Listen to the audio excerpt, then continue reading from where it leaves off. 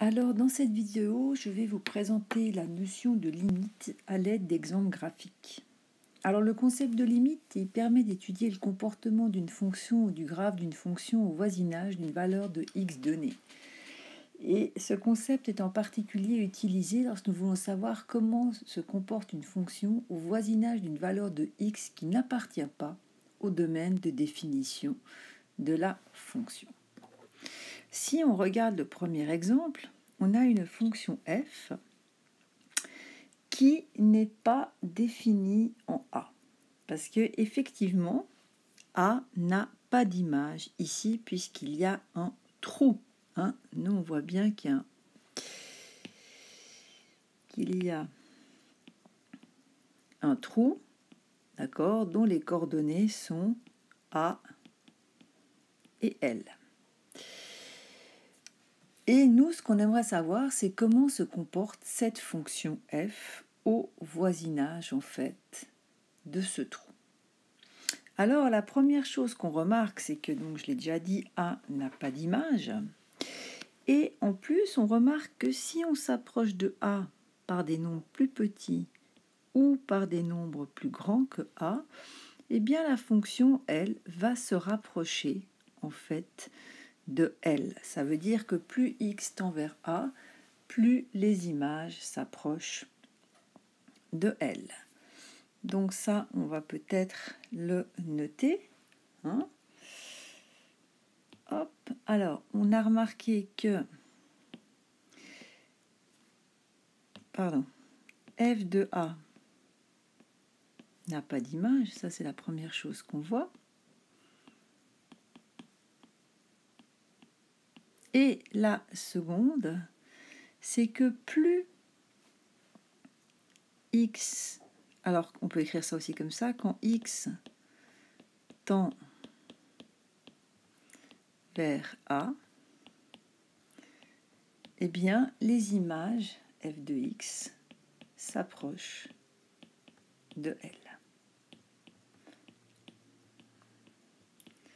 Donc, par convention, dans un graphique, quand vous aurez en fait un cercle qui n'est pas rempli, ça veut dire qu'il n'y a pas d'image, donc qu'il y a un trou. Ça, c'est une première possibilité. Deuxième possibilité qu'on voit sur ce graphique, ici, la valeur x égale a une image, puisqu'on a un point cette fois qui est rempli, et cette image est égale à L1. Si on observe ce qui se passe quand les x se rapprochent de A, on remarque qu'ici, il faut différencier les cas. En effet, si on s'approche de A par la gauche de A, par des nombres plus petits, eh bien la fonction, elle, va se rapprocher, donc les images, du nombre L1. Par contre, si on s'approche de A par la droite, donc par des nombres qui sont plus grands, eh bien, on remarque que les images, elles, vont se rapprocher d'un autre nombre qui est ici L2. On peut donc noter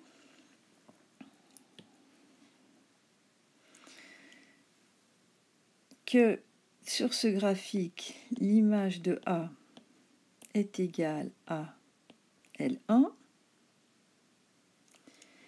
et que lorsque x tend vers A par la gauche, eh bien, f de x s'approche de L1, qui est l'image de A. Et lorsque x tend vers A par la droite, f de x s'approche de L2. Donc le comportement de la fonction est différent dans un voisinage de A si on s'approche de A par la gauche ou par la droite.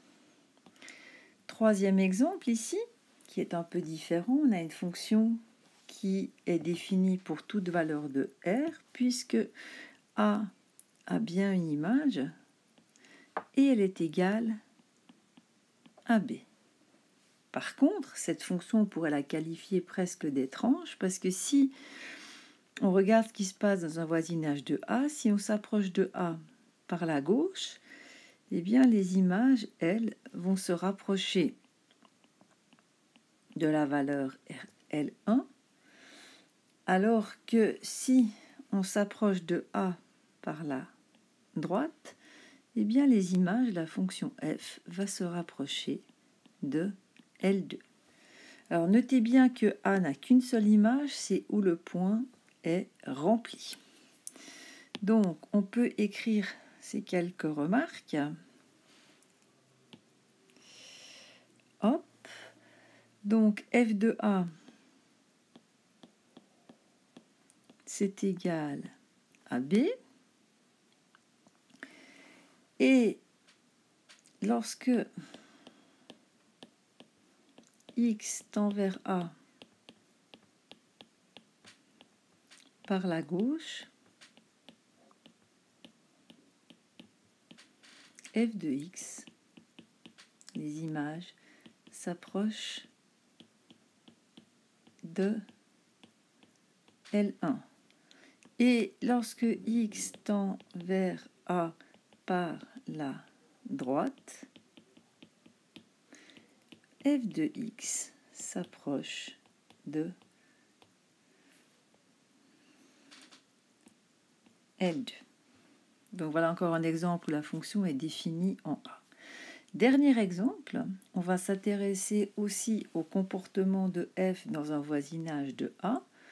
Alors là, on remarque que le comportement de la fonction n'est pas le même à gauche et à droite de A.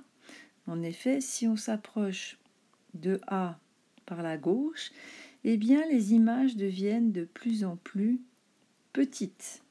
D'accord? Elles vont tendre vers moins l'infini.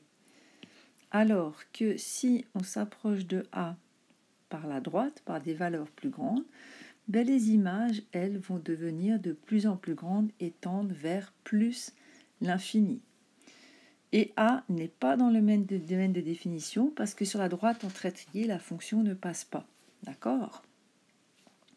Donc, dans ce cas-là,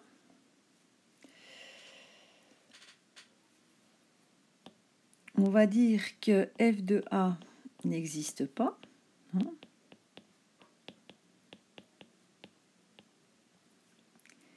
Et que si x tend vers A par la gauche, alors f de x tend vers moins l'infini. Alors que si x tend vers A par la droite, eh bien f de x tend vers plus l'infini. Donc là, on vient de voir en fait 4 illustrations de la notion, pour illustrer la notion de limite.